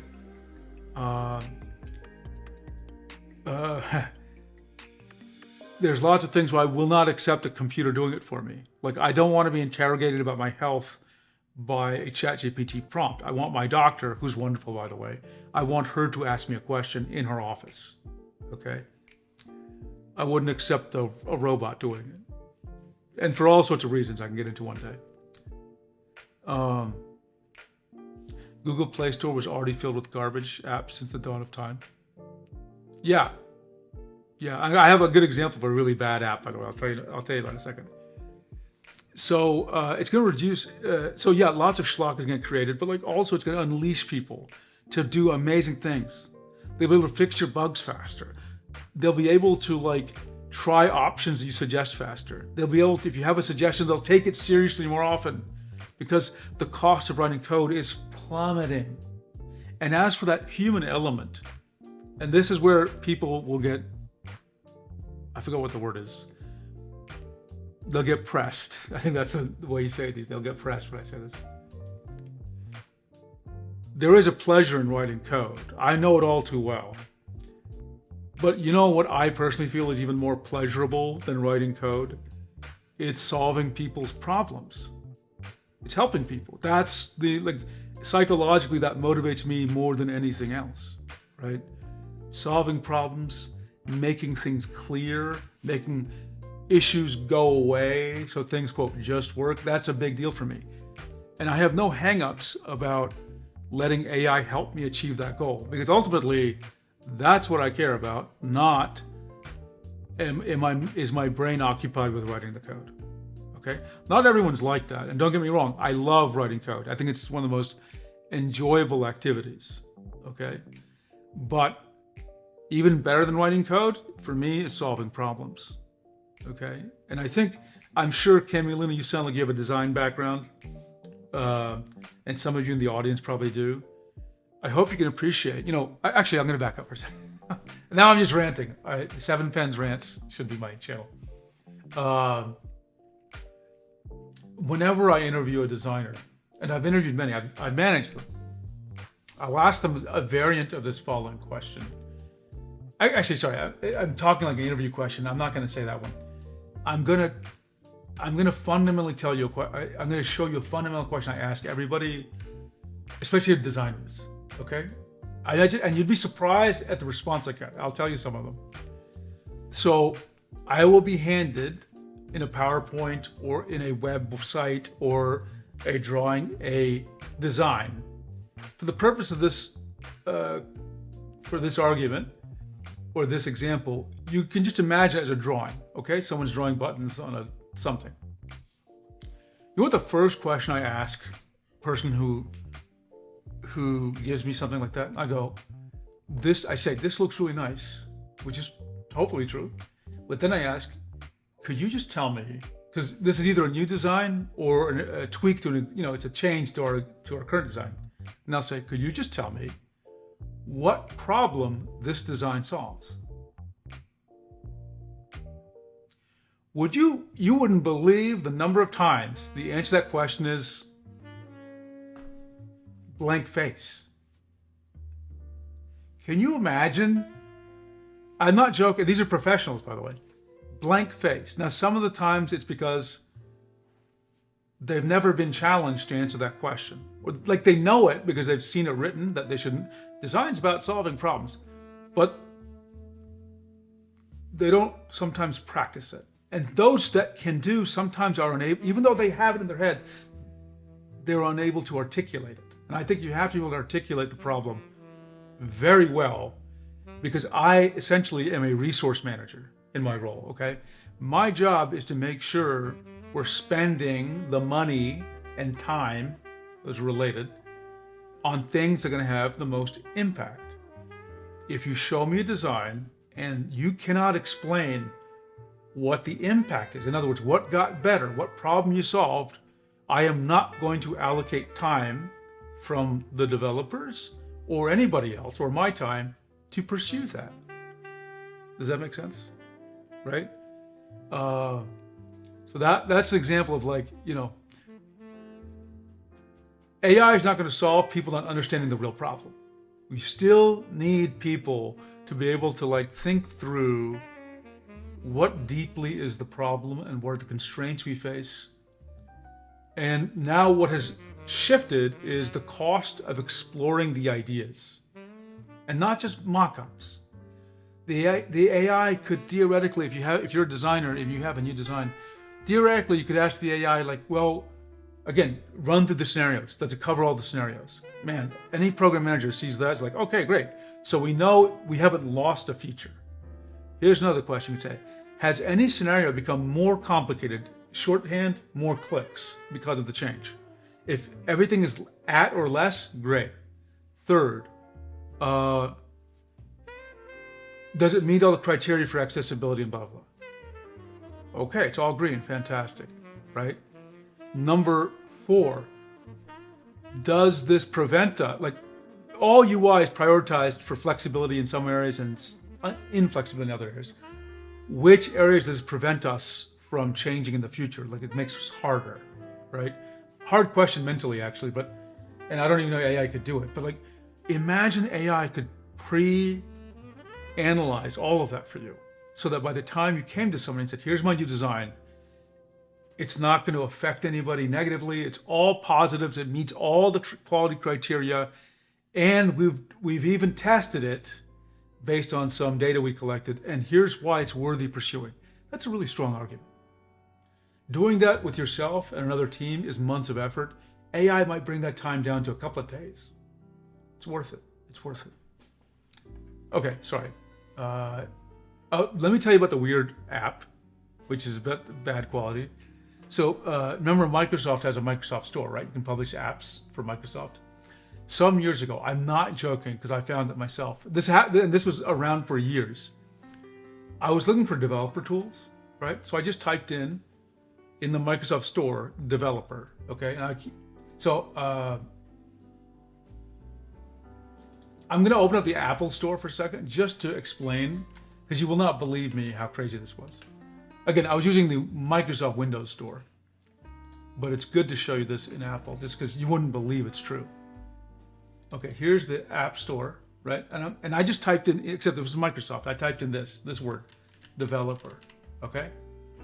Like, and then, you know, you search for developer. Okay, it shows all these apps, right? So this is what happens in the Microsoft Store as well.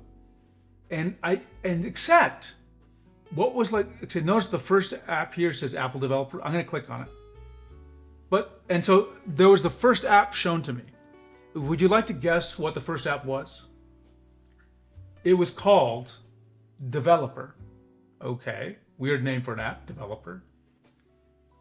You know what the preview was, these pictures? It was a guy's face. Okay?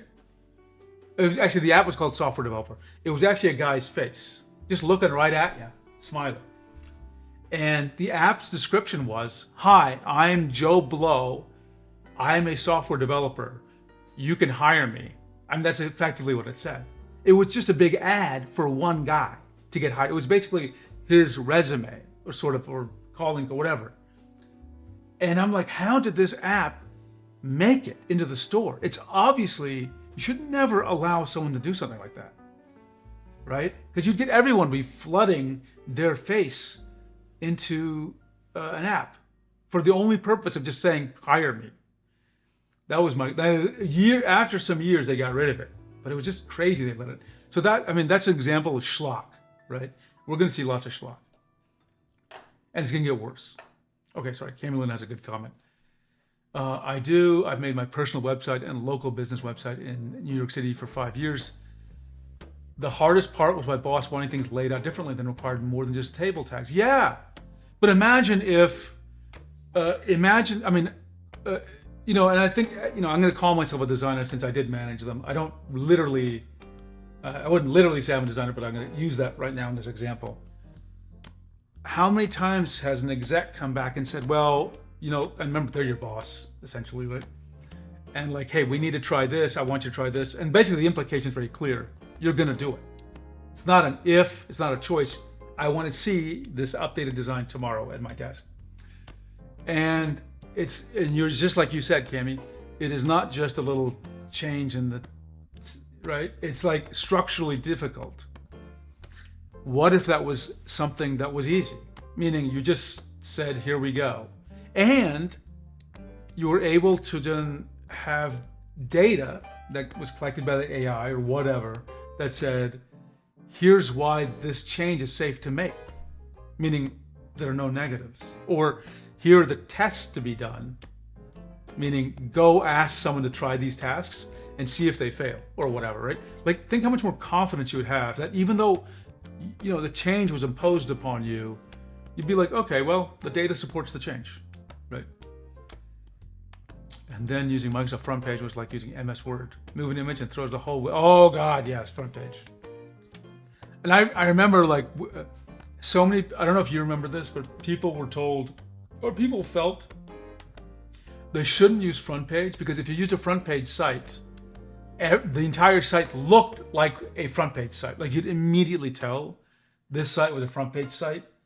And I remember designers always like, we don't want to use Front Page because like it makes us look, well, first of all, we can't have our own style. Number two, it looks like Microsoft designed it, right?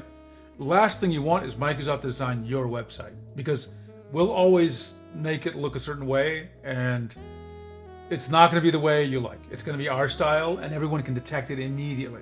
Kind of like when you look at a PowerPoint deck, a lot of times you know it's a PowerPoint deck, like it came from Microsoft PowerPoint. Okay, I've been ranting. We'll do more ranting if needed, but for a second, I'm going to go. I disconnected this laptop here, so let me reconnect it. I want to show you Open Tablet Artist, where we're at. The HTML code, when you look at the source of a front page made site, always looks, yeah, it was not. What's funny is it's not, I mean, it was scary then. I think it's gotten less scary now because I see such crazy things in HTML sites now. Like HTML has gotten really complex. Or it's not HTML, it's also like JavaScript and all these libraries.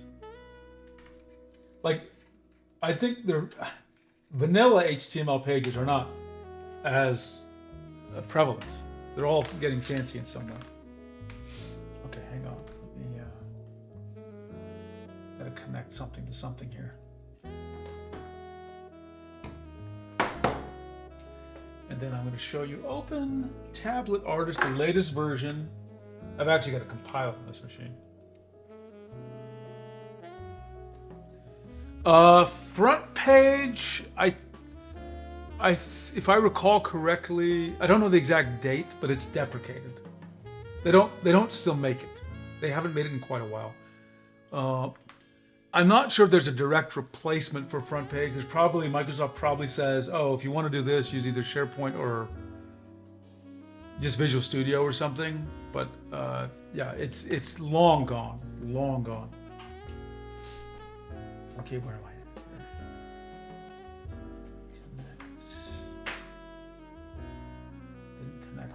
Didn't connect. Oh, I connected the wrong thing.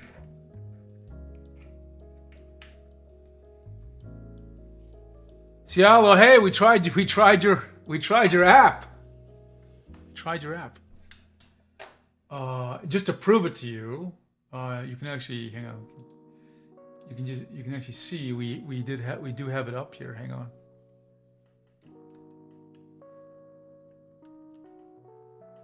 I'll share a little bit of feedback if you want me to, just really quickly. And I asked Google to note it as well. So here, I'll just open this up real quick. I'll create a new document. For some reason, by the way, I had to change the UI scale to set 0.75 because in this 1920 by 1080p, it just was getting too big. It's still a little bit too big here. One thing I note, okay, here's some things I struggled with is, oops, I disconnected the tablet, hang on. Let me reconnect it real quick. You just woke up? Well, yeah, I'm glad you're here. Sorry I didn't do it at a better time for you. I'll just do a quick recap. Saul says, the one thing I like about Photoshop that I wish Affinity had was the ability to create working website from the web design you created. Oh, interesting. Yeah, I don't think I recall Photoshop did that. I didn't. There was a while apps were doing that. I didn't realize Photoshop had the feature. Okay, I got it in here. So, Ciallo, the one thing that got me up it was just really messing with my mind, is that whenever I draw this, you see what's happening here? Right? This pane blinks out of existence and comes back. So that was really, really irritating. Okay. The second thing is this brush management was getting really confusing. Now I'm going to manage brush library, which opens on a different monitor. That may be an Apple thing, but I found it kind of confusing. Okay, I'll keep it simple. It was confusing that when I started the app, I just saw default brush. And then it took me a minute to think, oh, brush library is where they're at. Because I try and do plus here and it just creates this. So I'm like, oh, okay. What does that mean, right? And they're unnamed, so it's even more confusing. And brush library, again, it keeps on opening up on a separate window. I'm still not entirely sure how to get G-Pen into the left thing. If I click plus, will that do it? I don't think so. See, it just got really confusing. I keep on having to put this thing back. Yeah, so basically I'm not sure what this does, the brush library versus this thing. That make sense? It's just unclear, and part of it is because this thing on the left does not contain a full list of brushes. It's just that one, and it just says default brush. What does that mean, right? So that was just kind of confusing. But one thing I noticed was the performance was excellent, by the way. And the other thing I noticed was I was demoing to everyone the zoom. Now, one thing that's interesting here is that I zoomed in, but you notice zoom only goes to 10, but in reality, you can zoom in quite a bit more. Obviously, you know this, right? But it's not reflected in the zoom level, right? Let's see, Ciallo says, there are two places brushes, program level and document level. Yeah, that is not clear what's going on. It's not clear the relationship, right? I think, yeah, it's making sense in what you're saying, that this is the document level document level brushes. Maybe what would have helped is it is unclear to me I did it, but I can't remember how you get a brush into there. In fact, I guess, okay, I'm not sure what's happening here, right? Yeah, the interaction is just confusing me. And this actually worked for me before. This, meaning I was able to get a G-Pen here, but yeah, it's not clicking, whatever's going on here, right? But yeah, the other thing is I did not, oh yeah, if you've watched the recorded video, but I'll just do it for you right now. I had no clue what was going on with fill, right? I'll just go ahead and draw some stuff here. Oops, sorry. Yeah, I don't even know why that did that. I'm gonna draw just some enclosed shapes. And I clicked on fill,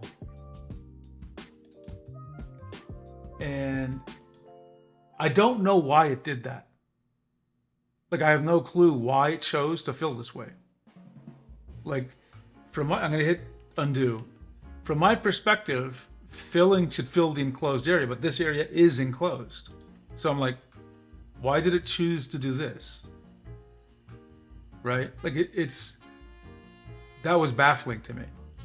And then I don't know what these little markers are. Like, I'm not unsure. I'm also not sure why it says fill color, but all I see here is gray. Right? And the marker things, like, I am missing something about the way this app thinks about filling. So I feel like this isn't a bug, but this is a very deliberate choice, but I don't understand how to interpret it. Right? Like, I'm just like, what? So, I didn't read any docs or anything. I just want to let you know this is what I struggled with when I just I always just open up an app and just try it out. Okay? But you can see why you see, for me, this is a bounded area, right? Right here. And I'm like, why didn't it fill? Okay, it's filling all bounded areas. I didn't expect that. I thought it was going to fill the bounded area that I was pointing at. Right? Like, that surprised me that it filled. Yeah, and these markers, I just don't know what these markers mean. Like, is that supposed to? So there's something about the model of filling here, which it's just not obvious. Now, I'm not, don't take that as a criticism. There's obviously something about that I'm not understanding. I think it's probably more accurate. But I think the danger is someone's going to see the fill icon and I don't know if this is normal for the way animation cell apps behave. So maybe this is normal for these kind of apps. I don't know. But those are the things that like stuck out to me as I was using it. So that's the feedback I wanted to share. Does that make sense? Tell me if you want to try something, if you want me to try something else as I set up this other computer.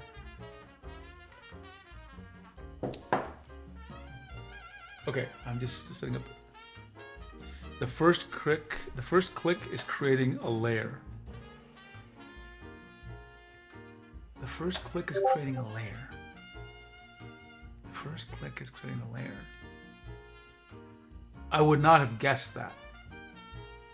Maybe it's because I don't even know what the layers thing is right now. And part of it is I don't know because the resolution I'm using, but like I needed to zoom up the app so people on stream could see what was going on, right?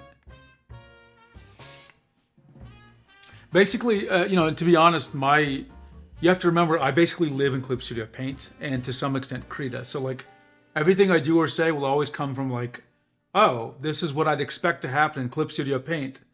So if something doesn't do that, my mind's like, okay, well, I have to sort of figure out the logic of why it didn't happen, right? The other thing I tried, just to let you know, is I tried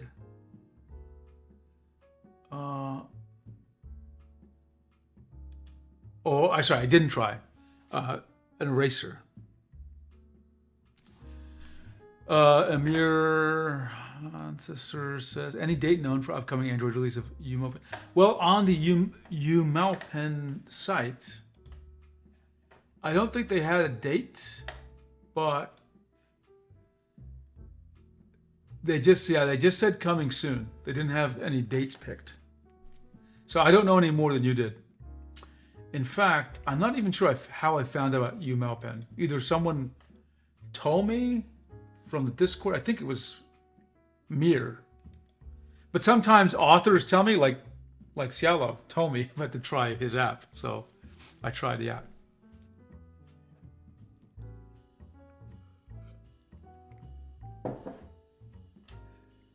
But it is on Mac and Windows.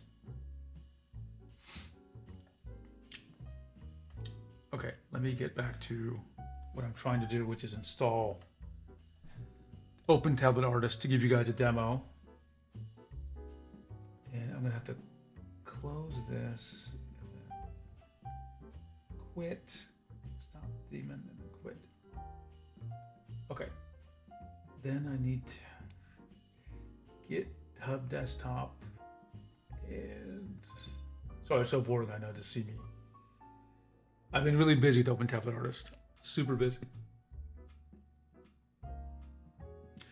Maybe try the scissor icon. It's the vector. Okay. Okay. I'll try it out. Does it do what I think it's going to do? Let's see. Oh, okay. That's cool. Yeah, I'm pleasantly surprised. It did exactly what I'd expect it to do. So that's awesome. I was afraid it was going to just cut a segment into two, which sometimes is useful, but it did the thing I expected, which is what the clip to the erase to intersection. Now, does it work in the middle of things? It does. Okay, fantastic. I cannot tell you how important a feature like that is in clip for me, because it just like makes it so much easier to deal with vector. I generally do this thing where I draw. I'm just going to draw a really silly frog. Don't know why it's filled. That's on me. Everyone can see what I'm doing, right? So I will draw something like this, just messy. And then I take the scissors. Oh, you can't see. Sorry. My mistake. So I drew this little frog face here on the right. So it's all messy. And then I just clean it the hell up, right? Like that. That's how it works for me in clip. So for me, your vector eraser, the scissors, is a super important tool. Super important tool. Thank you for adding it. I wish more apps did that. So I just wanted to show this demo of what I do, which is so important. Doing that in a traditional vector app is like a nightmare. So erase to intersection is like super valuable. Okay, I got the latest. Let me just build it real quick. Hang on.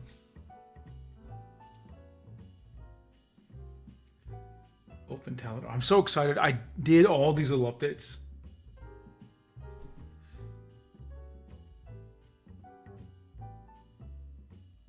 I think you'll like it too. I think you'll like it. I mean, there's lots of new features. There's actually a few features I removed too, to be completely fair.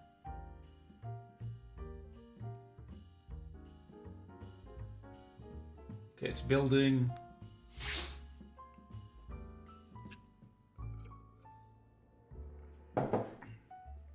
Well, I'll show it to you. Let's see.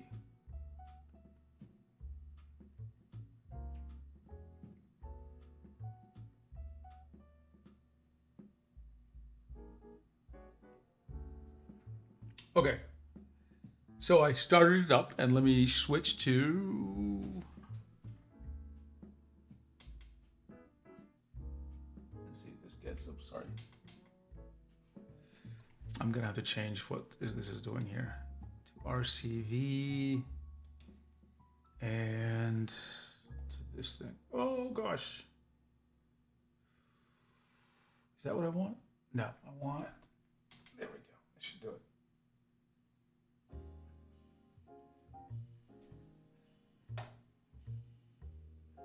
Wait, Ciallo, doesn't CSP also do it in real time? Maybe I'm misunderstanding what you're saying.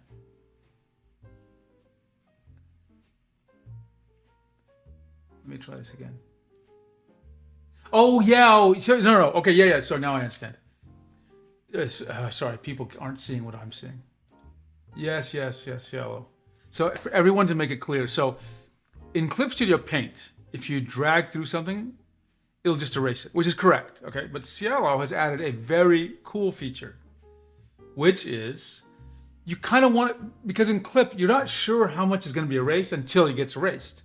But in this Paint program, watch what happens here. See, it shows you the extents. You see the marching ants, the little yellow thing, purple, not purple, orange things? That's a cool ass feature. Because then you'll be like, oh, okay, that was gonna be too much. Now, how do I cancel it is the other question, because like, either way, it's too late, right? I gotta be able to undo it. not undo, but like, in any case, it is cool. I do appreciate it. I do appreciate it. I guess what I'm saying is, let's suppose I did this. Actually, let me give an example here. Because sometimes things are connected and I don't realize they are. By the way, your intersection testing is really good, by the way. That's one of the first things I noticed. Like, I have asked Claude to implement this erased intersection, and there's a few little weird cases, but yours just seems to handle it correctly. Okay, I'll just make a simple example. So, what if I erase this? And I'm like, okay, the erase is going to get too far, and I want to cancel out of the erase. Okay, I can hit escape, and it works. Okay, fantastic. You covered my case. Fantastic, Ciallo. Thank you, thank you. Okay, let me shift back to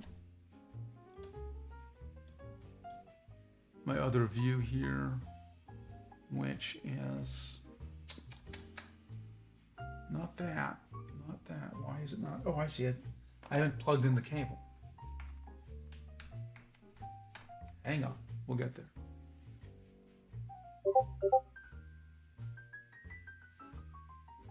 Okay. So let us move this over here. Okay.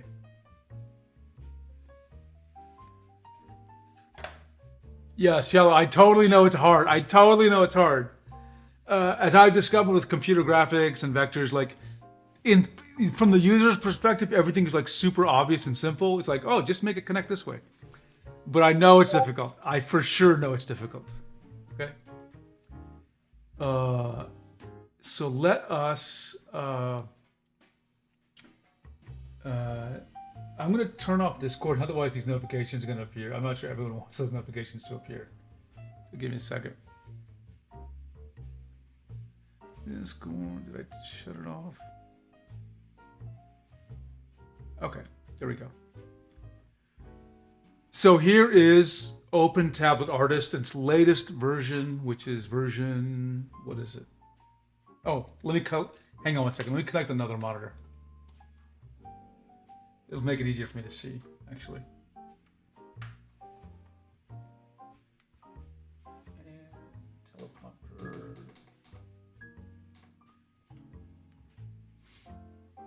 Okay. So when I bring up Open Tablet Artist, okay. Oops, that's not the right button. Okay. I use my mouse here. Okay, here it is. So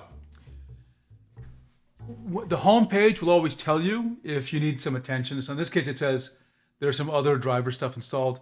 It shouldn't bother this demo, but I just want to let you notice it's there.